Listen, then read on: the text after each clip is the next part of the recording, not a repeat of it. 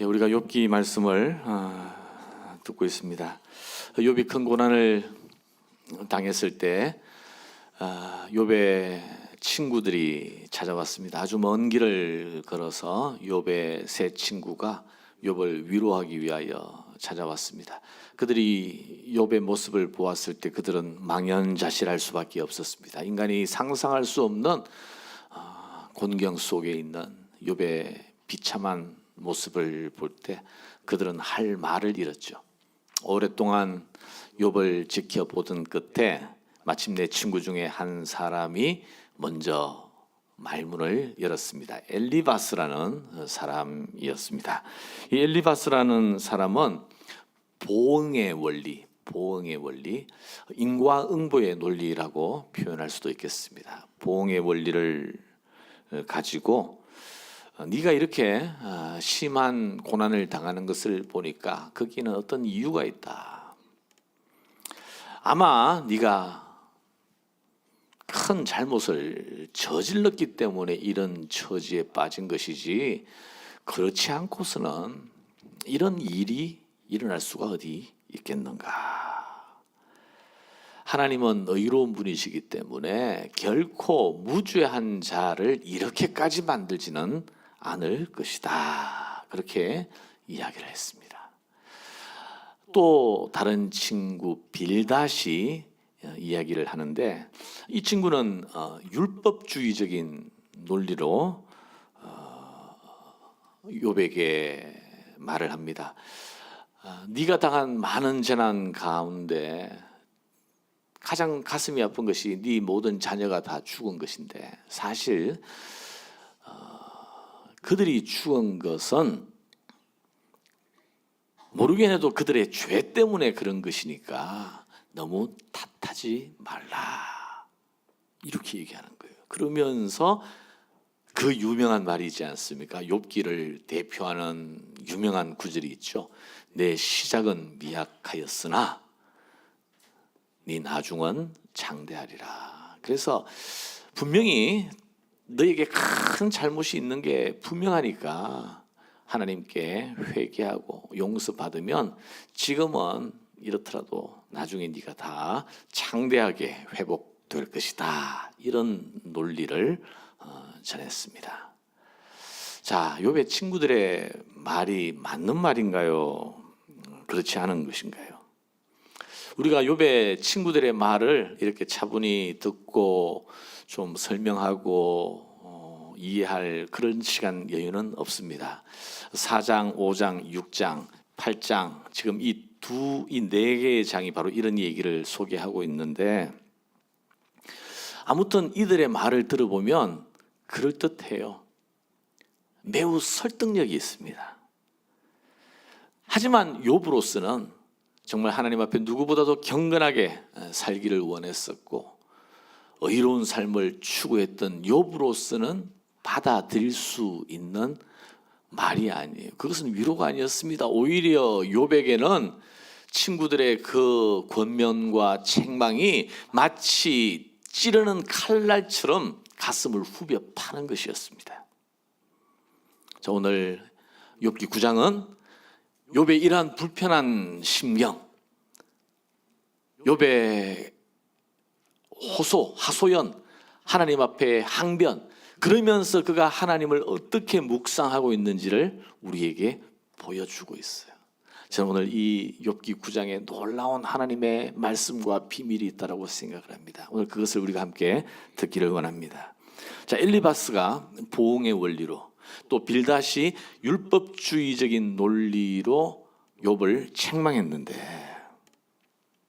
그런데 욥은 그것을 받아들이지 못하면서 완전히 다른 시각을 우리에게 드러내주고 있습니다. 욥이 어떻게 대답하는지를 욥기 9장 1절을 먼저 시작하면서 함께 보도록 하겠습니다. 9장 1절입니다. 욥이 대답하여 이르되 진실로 내가 이 일이 그런 줄을 알거니와. 무슨 말이냐면 내가 다 안다는 거예요. 내가 하나님이 어떤 분인지 적어도 너희들만큼은 나도 알고 있다는 것입니다. 죄를 심판하시는 하나님, 죄를 미워하시고 죄인을 징계하시는 하나님, 그런 하나님을 나도 알 만큼 알고 있다는 것입니다. 하나님은 죄가 있으면 징계하시고 의가 있으면 축복하신다고 했지만, 자, 그런데 인생이 어찌 하나님 앞에 의로우랴. 사람이 하나님께 변론하기를 좋아할지라도 천마디에 한마디도 대답하지 못하리라. 내가 다 알지만, 너희들이 무슨 말 하는지 다 알지만, 그러나 인생은 그렇게 간단하지 않다는 것입니다. 그런 논리라면 모든 사람이 다 하나님 앞에 죄인일 수밖에 없고, 하나님 앞에 의로움으로 나설 수 있는 사람은 아무도 없어서 하나님 앞에 한마디도 대답할 리가 없다는 이야기예요. 여러분, 사람이 죄인과 의인을 가르는 기준은 사실 사람에게 없어요. 하나님만이 하시는 일이에요. 여러분, 사람의 의로움, 우리는 더 의로워지고 더 도덕적이 되기를 원하고 더 멋진 사람이 되기를 원하지만, 그래서 바리새인 같은 사람은 의로움의 기준을 자기들이 정했어요. 율법을 세분해가지고 이렇게 기도해야 되고 이렇게 금식해야 되고 이렇게 구제해야 되고, 그들 나름대로의 율법적인 그런 울타리를 쳤어요. 그래서 보통 사람들은 흉내도 낼 수 없을 만큼 높은 경지의 율법적인 규정을 만들어 두고 그것을 지키는 자기들은 누가 보아도 의롭다라고 주장을 하는 근거로 삼은 거예요.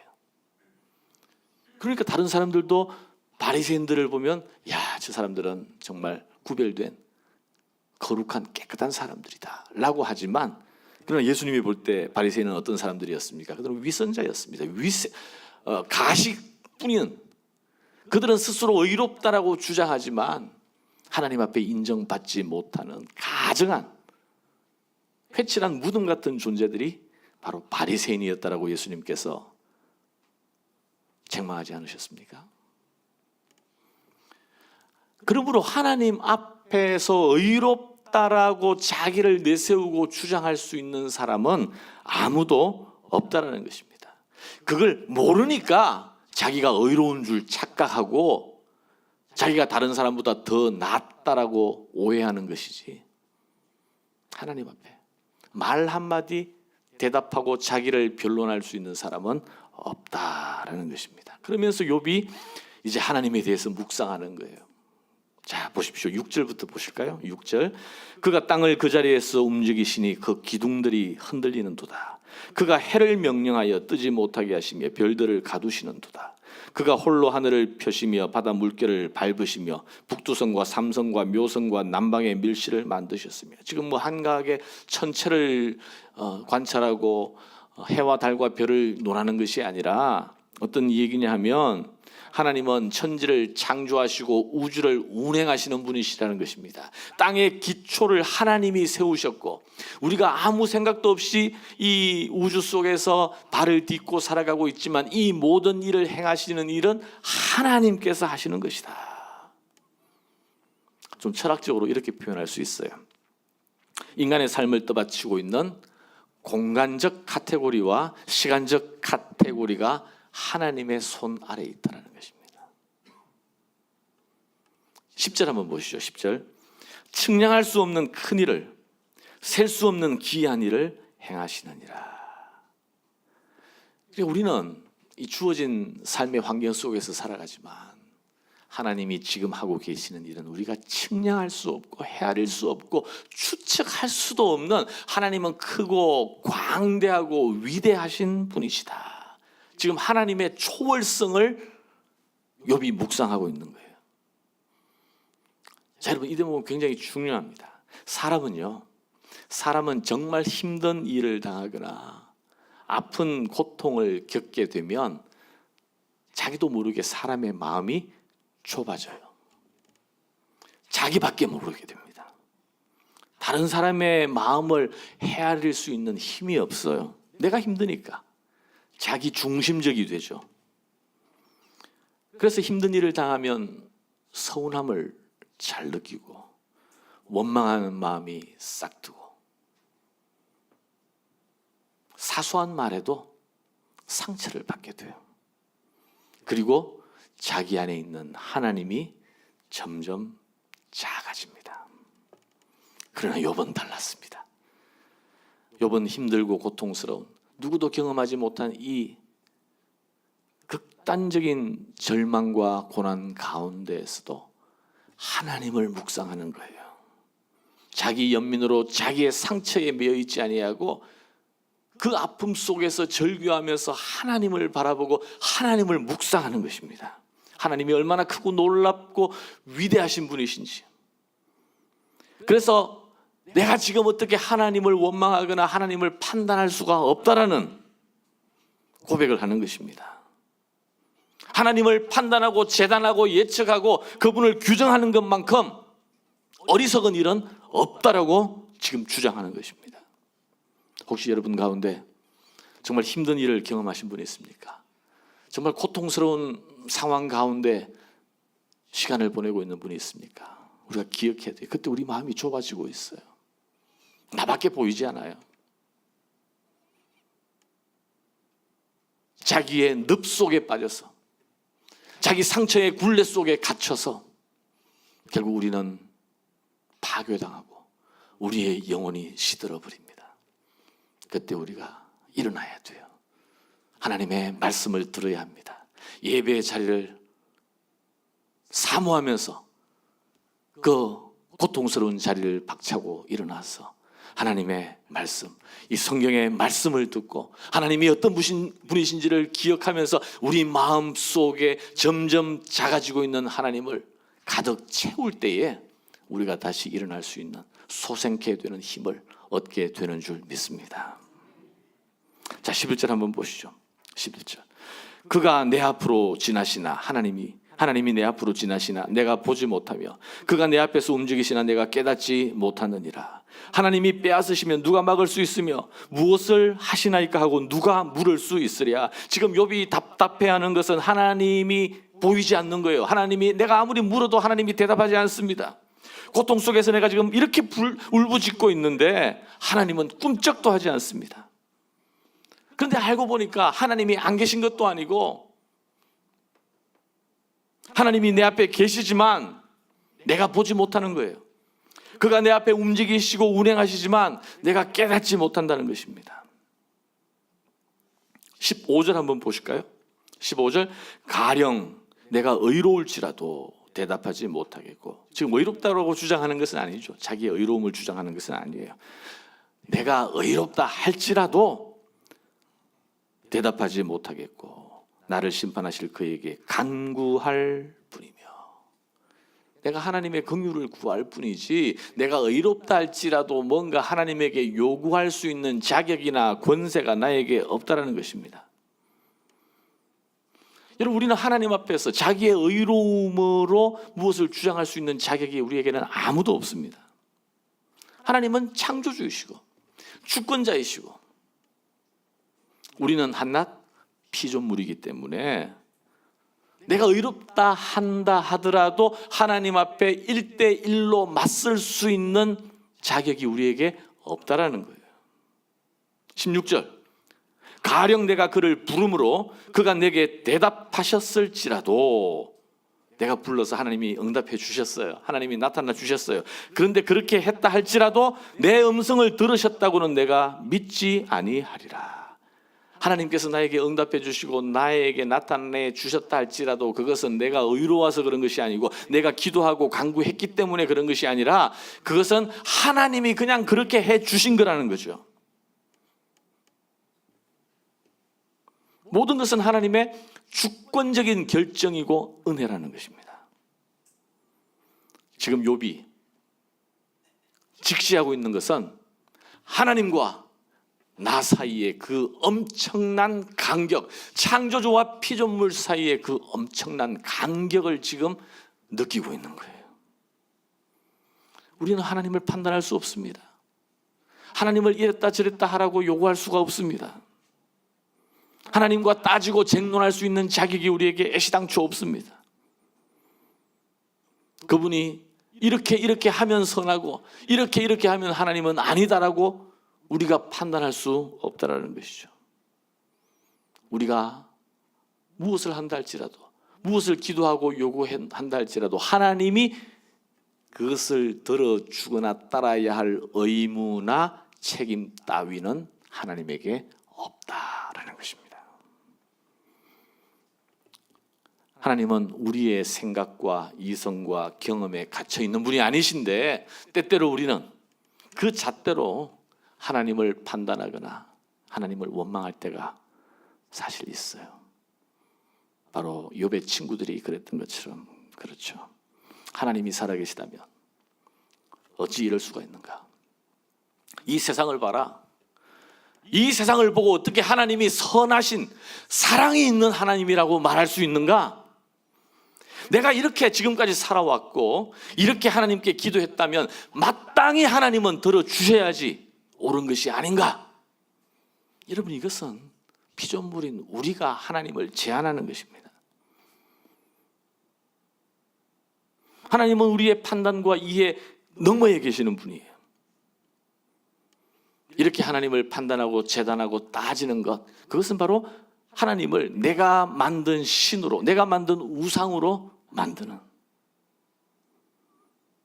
설사 하나님께서 나의 기도를 응답해 주시고 나에게 도움이 되어 주셨다 할지라도 그것은 내가 의로워서가 아니라, 내가 노력했기 때문이 아니라, 내가 기도했기 때문이 아니라 하나님이 주권적인 은혜로 나를 긍휼히 여겨 주셨기 때문이다. 저는 오늘 이 욥기 말씀 앞에서 우리가 하나님의 이 주권적인 은혜 앞에 승복할 수 있는 그러한 믿음을 갖기를 주님의 이름으로 축원합니다. 자, 21절 한번 보시죠. 21절, 나는 온전하다마는 내가 나를 돌아보지 아니하고 내 생명을 천히 여기는구나. 내가 온전하지만 기대하지 않는다는 것입니다. 일이 다 같은 것이라. 그러므로 나는 말하기를 하나님이 온전한 자나 악한 자나 멸망시킨다 하나니 갑자기 재난이 닥쳐 죽을지라도 무죄한 자의 절망도 그가 비웃으시리라. 욥의 친구들은 무죄하면 이런 일을 당할 이유가 없다. 회개하고 온전하면 하나님이 반드시 축복을 준다. 이렇게 얘기를 했는데 욥은 그런 기대가 없다는 거예요. 내가 온전하다마는 나는 내 생명을 기대하지 않는다는 것입니다. 하나님께서 하신다면 의인이든 악인이든 하나님이 그런 자리에 두실 수가 있고, 설사 누군가가 고통 가운데 울부짖는다 할지라도 그것을 그 사람의 죄나 그 사람이 악인 때문이라고 단정할 수 없다라는 것입니다. 바로 친구들의 얘기와 완전히 다른 거죠. 자, 여기서 우리는 이 욥기 9장에서 나타난 뚜렷이 대조되는 두 개의 시각을 볼 수 있습니다. 하나는 욥의 친구들이 보인 시각인데, 이것은 사실 욥기 1장에 보면 사탄이 드러낸 사고방식이에요. 욥기 1장에서 하나님이 욥을 막 자랑하시니까 사탄이 궁시렁궁시렁 대면서 뭐라 그랬어요? 그건 하나님이 욥을 아끼시고 축복하시고 그의 삶에 뭐가? 울타리가 되어주셨기 때문이 아니겠습니까? 울타리가 있으니까 어떤 세상의 어려움도 그에게 없으니까, 그래서 욥이 하나님을 예배하고 경건하게 사는 것 아니겠습니까? 만약 하나님이 그 울타리를 치워가시면 욥도 분명히 하나님을 저주하고 내 수중으로 돌아올 것입니다. 이게 사탄이 보여준 사고방식이었죠. 이유가 있다는 거죠. 이유가 까닭이 있기 때문이다. 지금 욥의 친구들의 생각도 그런 거예요. 비슷한 거예요. 하나님이 우리에게 그렇게 하는 것도 이유가 있고, 우리가 하나님에게 하는 것도 이유가 있고, 이런 것을 뭐라 그러냐면 인과론적인 세계관이라고 합니다. 인과론적인, 원인이 있고 결과가 있고, 이 현상은 반드시 원인이 있다라는, 여러분 이게 세상의 법칙이에요. 과학적 법칙이기도 하죠. 세상의 논리이기도 합니다. 세상의 도덕, 세상의 종교 다 인과론적인 세계관을 가지고 있어요. 내가 이렇게 열심히 기도하고 열심히 일하고 열심히 애쓰면 하나님이 나를 보상해 주실 것이다. 구원하게 될 것이다. 내가 이렇게 참선하고 기도하고 애쓰면 해탈의 경지에 이를 것이다. 이게 바로 세상의 논리죠. 그런데 사실 이것이 굉장히 맞는 말 같고 실제로 그런 것 같지만 하나님에 관해서는 그렇지 않습니다. 이러한 논리는 하나님이 인간에게 반응하는 분이시지 그의 주권을 드러낼 여지를 주지 않습니다. 다른 말로 하면 인간론적인 인생관은 인간이 어떤 방식으로든 하나님을 컨트롤할 수 있다는 논리가 되는 거예요. 그런데 욥은 전혀 그런 사고를 갖지 않습니다. 바로 욥이 가진 인생관, 사탄이나 욥의 친구들 세상의 논리가 인과론적인 인생관이라면 욥이 가진 인생관은 하나님의 주권에 승복하는 인생관입니다. 욥기 1장에서 이미 욥이 보여주었죠. 주신 이도 하나님이시요 취하신 이도 여호와시니 오직 주의 이름을 찬송할지로다. 원인이 있어서가 아니라 이미 하나님은 하나님이시고 하나님이 나에게 주시든지 거두어 가시든지 하나님을 찬송하겠다. 인과론적인 인생관을 가지면 예배 드리는 태도도 달라집니다. 지난 한 주간에 하나님께서 나에게 참 큰 은혜를 주셔가지고 비즈니스도 잘 되고 또 하는 일마다 뭐 괜찮았어요. 그러면 주일날 나오는 발걸음이 가볍고 기쁩니다. 그래서 마음껏 찬송하게 되고 하나님 앞에 기쁨으로 드리는 거죠. 그런데 지난 한 주간에 어떻게 일이 꼬여도 이렇게 꼬일 수 있을까? 정말 최악이에요. 테러블합니다. 그러면 굳이 내가 감사할 이유가 없죠. 즐거움으로 예배할 수가 없죠. 그러나 성경에서는 범사에 감사하라. 사나 죽으나 우리가 주의 은혜 아래 주의 것인데, 그럼 이것은 인과론적인 인생관의 모습이 아니라 바로 하나님의 주권에 승복하는, 하나님은 내가 어떻게 함으로 인해서 자동적으로 그렇게 반응하시는 로봇이 아니라는 거죠. 그분은 하나님이시고 그분의 기쁘신 뜻대로 행하시는 주권자 하나님이십니다. 내가 뭘 했기 때문에 하나님이 주시는 것이 아니고 내 형편이 기대하는 대로 풀려가지 않는다라고 하나님이 안갚음하거나 나에게 복수하는 것이 아니고 하나님의 어떤 뜻이 있는지 우리는 측량할 수 없고 헤아릴 수 없지만 그러나 그 하나님이 선하신 분임을 믿고 모든 것이 합력하여 선을 이루어 주실 것을 믿고 오늘도 기꺼이 하나님을 예배하고 감사하며 하나님을 경외하는 자리에 서는 것, 이것이 바로 욥이 가진 모습이었고 하나님 주권적인 신앙을 가진 우리의 자세가 되어야 하는 줄 믿습니다. 자, 이제 시간이 지났습니다만 이제 본문을 한번 유심히 보시기를 바랍니다. 32절입니다. 하나님은 나처럼 사람이 아니신즉 내가 그에게 대답할 수 없으며 함께 들어가 재판을 할 수 없고 우리 사이에 손을 얹을 판결자도 없구나. 하나님은 사람이 아니라 주권자이시기 때문에 내가 따질 수 있고 문제가 있다고 기소할 수도 없고 누군가를 찾아가서 좀 판단해 달라고 재판해 달라고 얘기할 수도 없어요. 하나님이 주권자이신데 누가 판결을 하겠습니까? 34절, 주께서 그의 막대기를 내게서 떠나게 하시고, 막대기, 이 구약 성경에서 막대기라고 그러면 어떤 것인지 우리 연상을 하시죠. 시편 23편에 보면 주의 지팡이와 막대기가 나를 안위하시나이다. 목자에게 반드시 지참물이 있었는데 하나는 지팡이고 하나는 막대기예요. 지팡이는 이제 양들을 이렇게 끌고 가고 어디 구덩이에 빠지면 양들을 끌어올리고 하는, 양들을 돌보고 케어하는 도구라면 막대기는 뭐예요? 이리 때나 짐승을 쫓아내는 뾰족한 창과 같은 그런 공격용 무기가 막대기예요. 그런데 지금 욥이 느끼기에 하나님이 막대기로 지금 나를 해치고 있다는 거죠. 그만큼 지금 고통스러우니까. 여러분, 지난 주일 설교를 혹시 기억하십니까? 제목이 뭐였습니까? 관역. 일부 예배 때는 한 분도 말씀하지 못하셨어요. 일부 예배 참석하신 분들은 모두 아주 순수한 분들이신데, 하나님의 관역. 그때 7장이었죠. 욥이 느끼기에 자기가 하나님의 관역이 되어서 하나님이 쏘시는 화살을 온전히 지금 오롯이 받아내고 있는 그러한 참담한 심정. 이유를 몰라요. 바로 골고다에 하나님의 관역으로 서신 예수 그리스도의 서셔야 할 자리에 지금 욥이 서 있는 그런 거라고 지난주에 말씀드렸어요. 이제 이 9장에서는 욥이 느끼는 것이 내가 하나님의 막대기에 찌름의 대상이 되고 있다라는 이야기예요.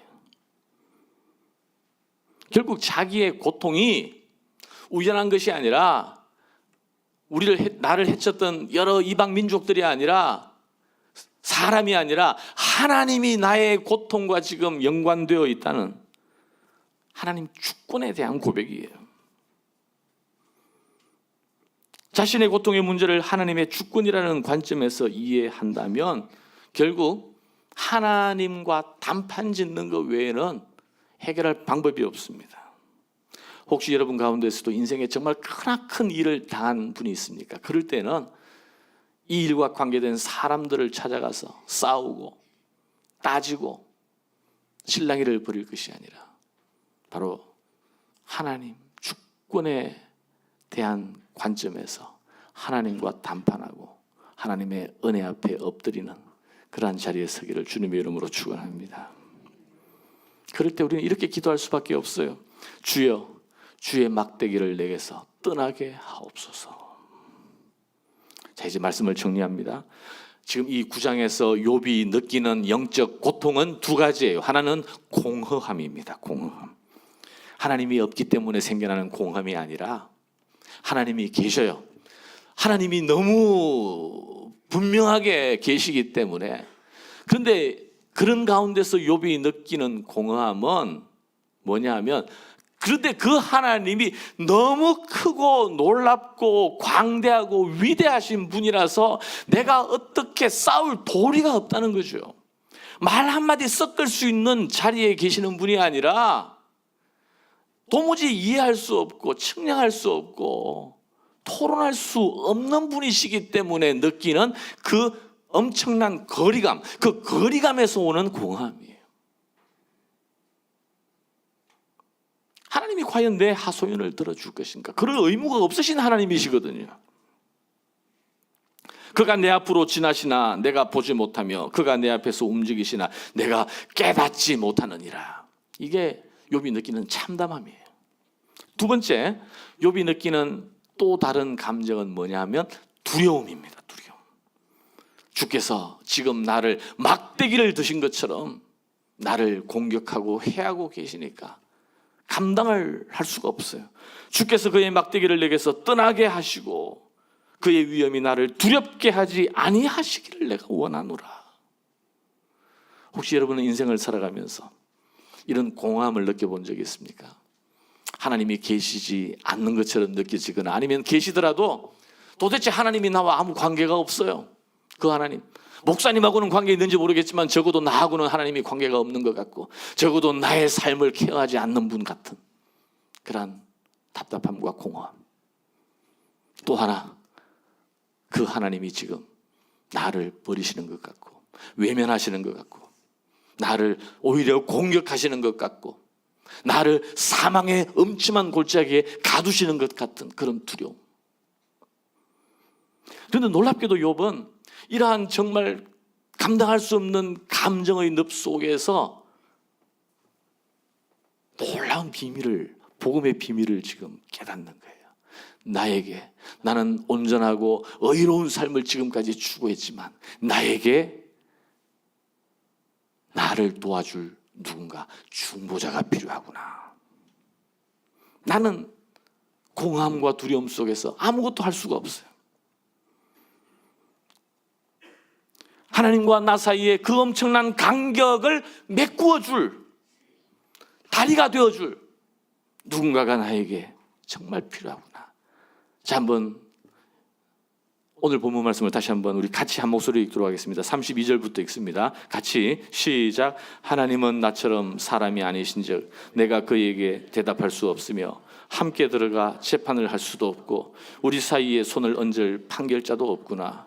주께서 그의 막대기를 내게서 떠나게 하시고 그의 위엄이 나를 두렵게 하지 아니하시기를 원하노라. 여기서 판결자라는 것은 옳고 그름을 가리는 판사의 의미라기보다는 하나님이 주권자신데 어떻게 판사가 있을 수 있겠습니까? 하나님의 뜻을 밝혀주거나 지금 나와의 이 분쟁의 문제, 고통의 문제를 도와줄 수 있는 중보자, 중재자라는 의미예요. 자, 여러분 여기에 복음이 있습니다. 욥기 9장에 욥기 복음이 있어요. 자, 한번 이 욥기 9장을 나눈 것을 한번 여러분 보시기를 바랍니다. 1번, 하나님 앞에 의로운 인생은 없다는 것입니다. 욥이 그냥 아무 사람이 이렇게 얘기하면 뭐 그냥 하나의 이론이고 명제일 수 있겠지만 의로운 삶을 발버둥치면서 추구했던 욥의 입술로 하나님 앞에 의로운 사람은 아무도 없다. 두 번째, 하나님은 창조주이시고 너무나 크신 분이다. 내가 어떻게 도달할 수 있는 분이 아니다. 세 번째, 그러나 우리는 하나님을 알 수도 없고 깨달을 수도 없다. 네 번째, 그래서 우리는 중보자가 필요하다. 여러분 놀랍지 않습니까? 이 욥기 9장에 복음에 가장 중요한 정수가 다 담겨져 있어요. 욥은 아브라함 시대를 살았던 고대인입니다. 그것도 우스 땅, 바벨론 땅에 살았던, 그 땅에서 정말 이름 모를 자리에서 하나님을 온전히 섬기고 경외했던 욥이라는 한 사람. 욥은 예수 그리스도를 알지 못했습니다. 중보자이신 예수 그리스도의 오심에 대해서 한 번도 들어본 적도 없습니다. 내가 곧 길이요 진리요 생명이라는 예수 그리스도의 선포를 들어보지 못했습니다. 로마서를 알지 못합니다. 아무것도 알지 못해요. 오로지 하나님을 전심으로 사랑했고 경외했던 한 사람. 그러나 그가 고통의 한복판에서 나의 의로움과 나의 경건이 아닌 하나님 앞에 나아가기 위하여 중보자가, 판결자가, 나를 도와줄 그 누군가가 필요하다는 것을 절실하게 깨달았어요. 이 구속론적인 신앙이죠. 복음의 광채의 그 그림자가, 희미한 그림자가 지금 욥의 고통의 자리에 비춰지고 있는 거예요. 사실 구약성경에 나오는 모든 위대한 믿음의 사람들은 다 이런 복음의 광채 아래 있었던 사람들입니다. 아브라함도 비록 약속받은 것은 이삭 하나였지만 그 이삭을 통해서 장차 하늘의 별들과 같이 많은 믿음의 후손들이 나올 것을, 영원한 하나님 나라를 바라보고 죽었잖아요. 모세는 하나님의 약속하신 그 가나안 땅에 들어가지는 못했지만 그 앞에서 장차 영원한 하나님 나라, 나그네의 삶을 마치고 영원한 하나님 나라에 들어가게 될 것을 믿음으로 고백하고, 히브리서 11장에 나오는 이야기예요. 다윗도 자기의 왕국이 영원한 왕국이 아니라 자기 후손으로 오실 예수 그리스도, 그분의 왕국이 영원한 왕국이 될 것을 알고, 다윗의 시편을 보면 메시아 시편이 얼마나 많이 있습니까? 바로 메시아를 고대하고 기다리고 갈망하는, 다니엘서도 그렇고 이사야서도 그렇고, 그들은 모두 다 멀리서 예수 그리스도, 중보자이신 예수 그리스도의 오심을 기다린 사람들입니다. 그들은 구약을 살았지만 복음을 미리 맛본 사람들입니다. 그런 의미에서 신약 시대를 살고 있는 우리는 이미 복음의 환한 광채 가운데 있는, 과연 하나님께서 그들이 기다리던 그 중보자이신 예수 그리스도를 우리에게 보내주셨고, 그분이 십자가에서 대제사장으로서 또 온전한 제물이 되어 주심으로 말미암아 우리의 모든 죄를 다 용서하셔서 이제는 그 멀리 까마득한 먼 곳에 계시는 주권자이신 하나님, 우리가 어떻게 해볼 도리가 없는 멀고 먼 그 하나님 앞에 예수 그리스도의 피를 의지하여 담대히 나아갈 수 있는 영광과 특권과 하나님 자녀의 권세를 얻게 된, 이것이 바로 복음의 선물 아니겠습니까? 이 복음의 선물에 대해서 로마서 8장 32절을 이렇게 얘기하고 있습니다. 한번 들어보시죠. 로마서 8장 32절. 자기 아들을 아끼지 아니하시고 우리 모든 사람을 위하여 내주시니까 어찌 그 아들과 함께 모든 것을 우리에게 주시지 아니하겠느냐. 누가 능히 하나님께서 택하신 자들을 고발하리요. 의롭다 하신 이는 하나님이시니 누가 정죄하리요. 죽으실 뿐 아니라 다시 살아나신 이는 그리스도 예수시니 이는 하나님 우편에 계신 자요 우리를 위하여 간구하는 자시니라. 욥의 시대와 달리 욥은 까마득히 먼 그 하나님을 두려움 가운데 공허함 가운데 찾아 헤맸지만, 그러나 지금 우리는 예수 그리스도로 말미암아 은혜의 보좌 앞으로 나아갈 수 있는 그러한 은혜의 시대를 살고 있습니다. 욥이 기다렸던 그 중보자, 그 판결자가 오셨습니다. 바로 예수 그리스도십니다.